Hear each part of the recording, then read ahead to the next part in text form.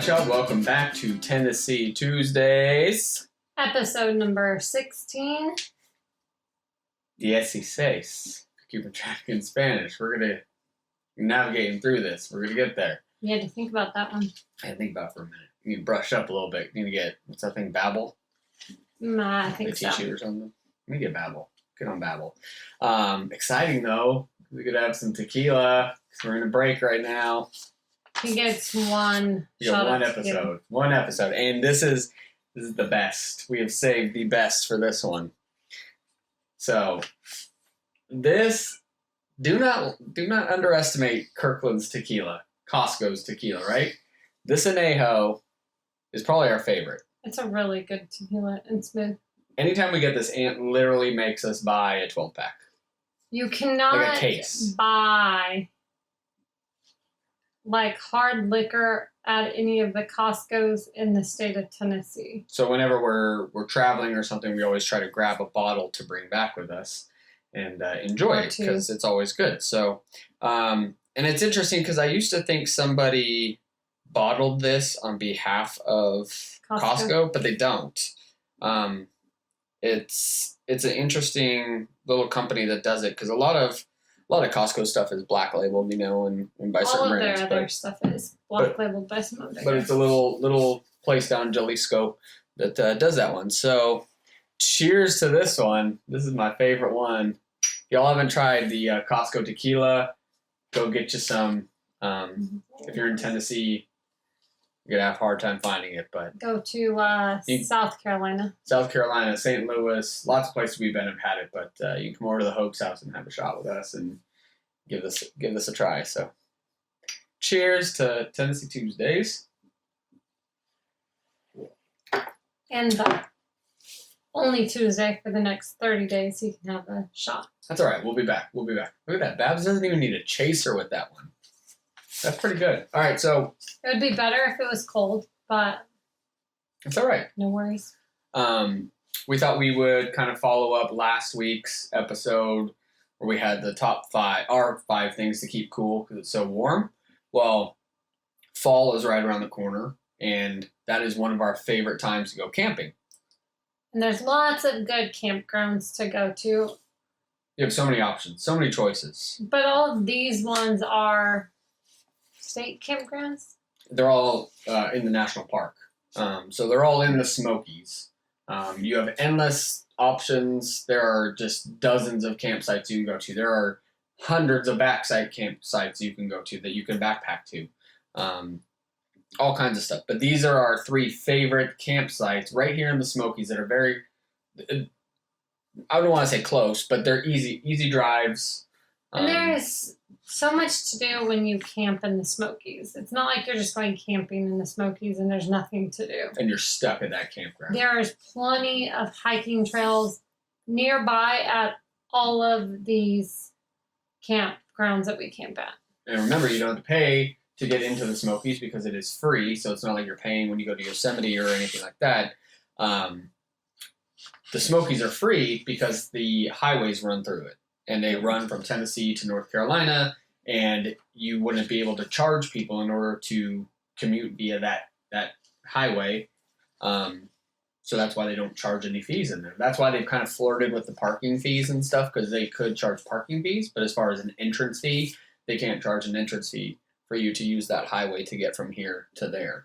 And they only charge parking fees at some of the bigger, more populated, I guess, like hiking trails. That I think it was just Laurel Falls this past year, and it was just a test. It was just a test to see how it goes. Which they probably should, because that falls gets way too crowded. busy. It gets very, very busy, and parking just becomes a disaster when you drive up there and there's just cars parked all along the side of the road. Like, it becomes a safety issue for sure. So, I haven't heard anything else about paid parking or anything like that. So I think it was just a test, and I don't think people were very happy about it. They're going to complain about something. I don't mind it. I don't mind paying.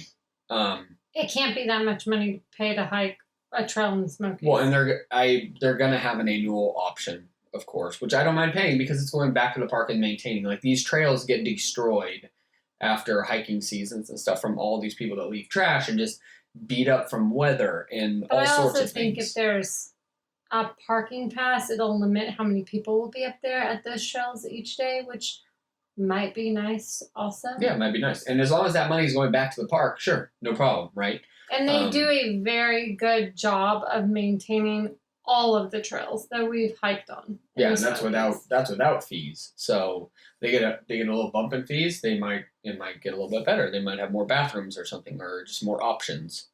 So diving in, our first one, our favorite is Elkmont.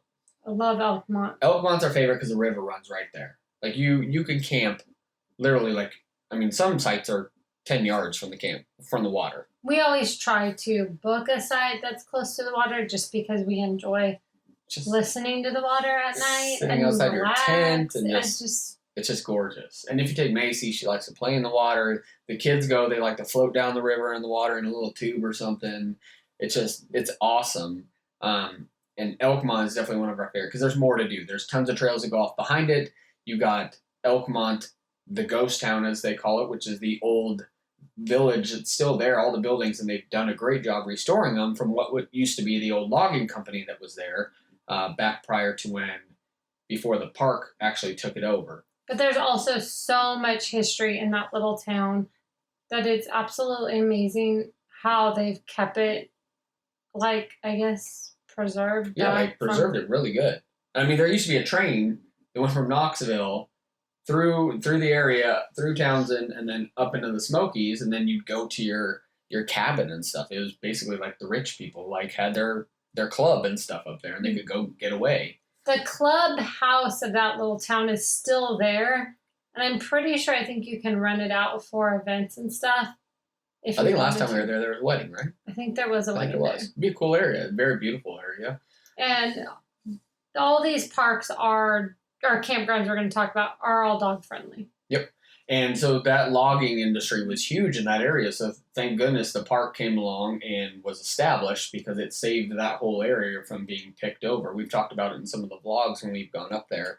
But it's a good thing that it did because it saved that whole area. So again, Elkmont does have the river there. They have 220 sites, and that's mixed tent and RV. And they do have group campsites as well. Do have group campsites. There's no dump for the RV, but there are bathrooms. They do have bathrooms everywhere. That they do. No showers though. No showers.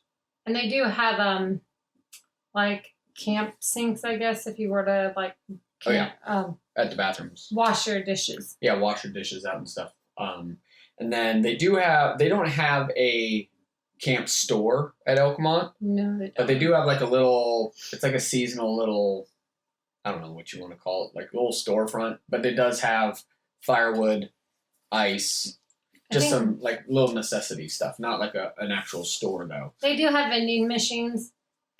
And a lot of these, be mindful that you are camping in the mountains and stuff. So you need to, I guess, be cautious of bears per se. So they're very clear, very verbal and descriptive when it comes to the bear proofing you need to do, and you need to follow it because there are bears in Elkmont. They have come into campsites. You do need to keep your stuff closed and put away. And throw all your trash away every night. You need to be very mindful of it because bears are there. Now they're black bears. Black bears aren't known to attack and stuff, but the problem is you got 1,600 bears up in the Smokies, and every time they come in contact with humans and stuff, they try to relocate, but a lot of times the bears get sick or something happens, and then they have to euthanize them. So there's been multiple bears euthanized in this past year. But also being mindful, don't feed the bears. It's actually against the law. I mean, people are, I don't even know. There's actually a law when it comes to the bears, how the distance you need to stay and all this stuff. Just be respectful of nature, basically. Just because you think it is so cute and you want to give it something, please don't feed the bears. No, we like the bears. Everybody likes the bears. We want to keep them around, so just be nice to the bears. Okay, leave them. Let them be. If you want to feed something, feed the squirrels. Yeah. I mean, well, you shouldn't feed any wild animals, but a squirrel is better than the bear. So $25 per night. Again, you can't beat it. There's weekends where it's Friday or a Thursday, and we're like, hey, let's see if there's any spots at Elkmont. You hop on there, and sure enough, there's a couple nights ready. And during fall, up at Elkmont, I think because the river runs through there, it tends to get a little bit chillier some nights. Yeah, the temp does drop. Maybe just like a thin little like t-shirt jacket sometimes is just nice to have. Yeah, just pay attention to the lows because the lows will dip off.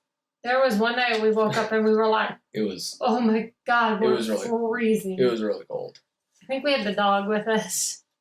Yeah, I think it was, but that was a fun time. It's a blast. Like there's nothing like waking up and having that river rushing right there. And I think because it was warmer during the day and we went to bed and we woke up and we're like, okay, we weren't prepared for it to be this cold in the night. Just be prepared. That's all, right? Boy Scouts, be prepared. So that's Elkmont. The next one is Cadesco.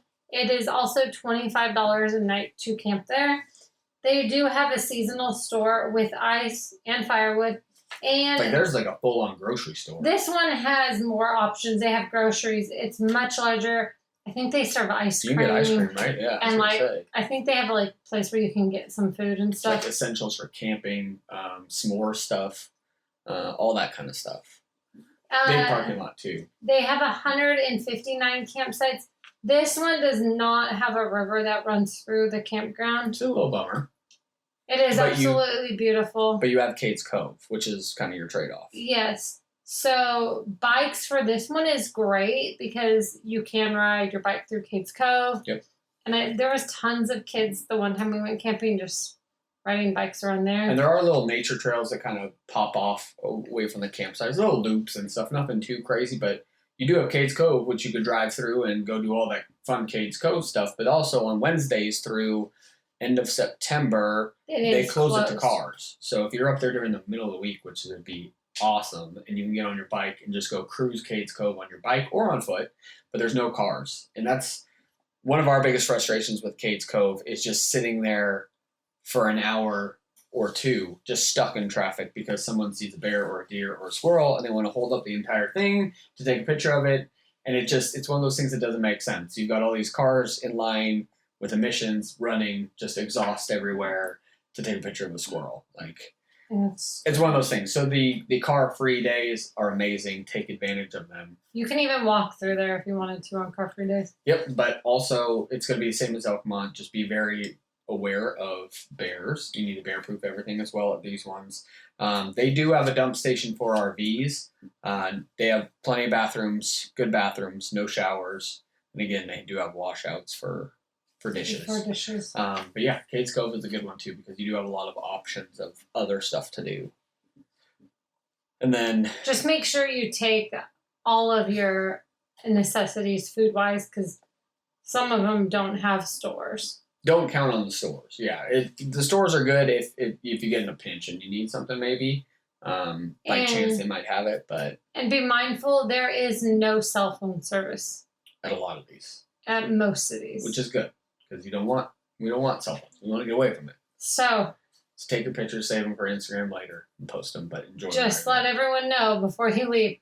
Hey, we're going camping in the Smokies. There is no cell service, so we will not be able to. And that's a good point, actually, too, just from a weather standpoint.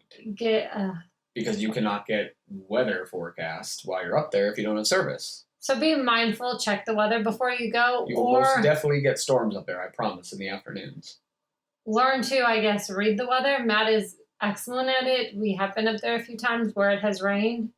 So make sure you have your rain cover for your tent. Make sure you have a rain fly, maybe some tarps. Going to get wet. Stuff like that. So those two are great. Our third one is Smokemont. So Smokemont is actually in North Carolina. Same thing. You're going up to Gatlinburg, and you're going to take 441. You go up towards Clingman's Dome, which will no longer be called Clingman's Dome. I don't know when that's getting renamed, but you'll continue taking 441, drop into North Carolina, and then you'll have Smokemont on your left-hand side. And Smokemont does have a little creek river that runs through it. Gorgeous area. We went in fall last year. It's beautiful. It was so pretty. They don't have a storefront either, but they do have ice and firewood available. And I want to make a point about the firewood. When you camp in the Smokies, you do have to have seasoned firewood, and you have to buy it. There's stores going up to the Smokies, like before you get into the Smokies. that has the special seasoned firewood. And they'll have a label or packaging with it that'll say seasoned. There are people that have little small businesses that'll sell it. It can't just be like you chopped a tree down in your backyard and take that firewood. It has to be special firewood for camping in the national park. And so basically seasoned means you've kind of baked it a little bit to get the bugs out and stuff. They don't want bugs getting up there and beetle destroying the entire place. So that's why you need to. Now, if you get up there and you want to burn firewood that you find on the ground, no problem. Like you can pick up whatever you need to. You can burn stuff that you find in the campground. As long as it's on the ground and untouched. You cannot bring your personal firewood from your backyard. Yeah, like if you had a tree fall down, don't take that stuff because who knows what's in that tree, what killed that tree. Now you're going to put it up there. So just thought I would add that because that's a big piece if you are wanting to have a bonfire to make s'mores. And you will have rangers stop and ask you. They will ask for proof. So they keep that little wrapping and stuff, that paper. They have 142 sites. They do have a dump for RVs. They have bathrooms, no showers. Like we said, they have the little Bradley Fork River Creek thing. Tons of fishing up there. Lots of people were fishing last time we were there. And on this, I think on the nature trail, they did have a horseback riding thing up at this one. They did. That's right. When we found that cemetery. Yes. There's an old abandoned cemetery you can find along here. If you do your homework, you can find that one. I'm pretty sure they have horseback riding. There was like a nature loop across the way. There was like a 3-miler, like a little. Maybe was it 3 mile? I think it might have been 3 miles. Right in the campground. Yeah, within the campground. And it goes right around the stream. But yeah, great fishing, great wide open campsites. And there is tons of outside of the park. There are tons of hiking trails and stuff. Hang on while I get connected to Wi-Fi. Okay. All right. Well, we don't need you, so you go on and do your thing. But anyway, so that's Smokemont. Smokemont's fun. It's just a good option, especially when the other ones might get busy, because it is a little bit further drive. People might not go to that one as much. And you're not close per se to town to Smokemont, so make sure you pack all the necessities. Check the weather. Make sure you do have stuff in case it rains. Bear boxes, trash bags, you name it. And enjoy that drive. It's a beautiful drive. It's a beautiful drive, especially if you go in fall, because you're going to go up through the Smokies, and after you leave Gatlinburg, and you're going up through the Smokies past, chimneys and all the other famous spots. Like the trees are just changing color, and then the higher you get, the more color you're going to get. Then you drop back in, and there's tons of lookout spots you can stop on the way out there to look out if you do go when the leaves are changing. Yep, and again, $25 too for a night. So now is that just tent or is that RV too? No, there was RVs. Remember there was RVs. No, but I mean the charge. I think it's $25 flat. I think it's $20 to $5 whether flat. you're in an RV or tent. But there is a size requirement, I think, on most RVs yeah, it's in the 30 to 40 range. Just going to depend where you're at. So check that before. Do your homework and double check the cost of the reservation. Don't hold us to that one. I know it's $25 for the campsites for a tent, but the RV may be a little bit more, maybe a couple bucks more or something. And all of these campgrounds that we've talked about, they all have picnic tables and fire rings. But if you want, you need to bring chairs, obviously, if you're going to sit by the fire. And if you're doing RV, pay attention if it is a generator area or a no generator area, because there are certain places where you can run a generator and you can't run a generator, and there's certain times and all that stuff. So there are lantern hangers too at some of these campsites. So yeah, lantern's kind of nice. You can hang it and light up your site, or you can just have no light and enjoy the stars. But I would recommend bringing chairs. Yeah, chairs are a good one to bring. So, but that's it. Those are our 3 favorite campgrounds. Like we said, there are tons of other ones that you can go to. Have a wonderful Tuesday evening. Thank you for being here. Tennessee Tuesdays, everything on the internet, all the social media handles. Please leave us a review, a comment, a share, a like. It helps us out, helps us grow this and keep doing this. Voting is coming up. Hope y'all are getting out there and voting. Early voting is going on in Tennessee right now. We have our main voting day is August 4th, which is coming up next week on Thursday. Hope everybody gets out there and votes because we need it. And just before you go vote, read over everything. Make sure you know what you're voting for. It's been a lot of talk. Now we need to walk. So talk the talk, walk the walk. And hopefully we get more people to turn out to voting this year, or this time around per se. Hopefully. So that is it from East Tennessee, y'all. Have a wonderful night. See ya.